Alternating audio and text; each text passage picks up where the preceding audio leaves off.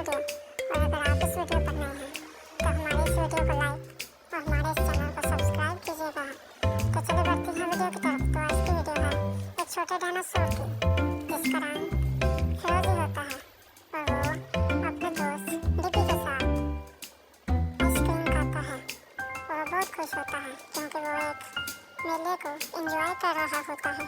तब वो जाता है आगे की तरफ और वहाँ पर वो एक खेल खेलता है जहाँ पर मछली एक मखसूस जगह पर डालनी होती है।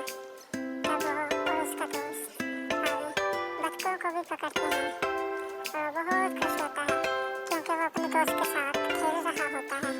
और वो आगे को बढ़ते हैं और आगे वो पैसों से कुछ लॉलीपॉप खरीदता है जो वो और उसका दोस्त बहुत मज़े के साथ खाता है और वो बहुत खुश होता है।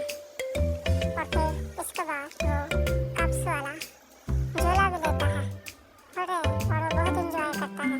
ये वीडियो है एनिमेटेड कार्टून की वीडियो।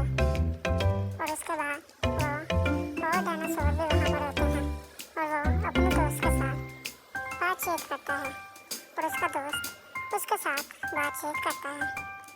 तब वो इसके बाद जाता है अपने दूसरी तरफ और वहाँ पर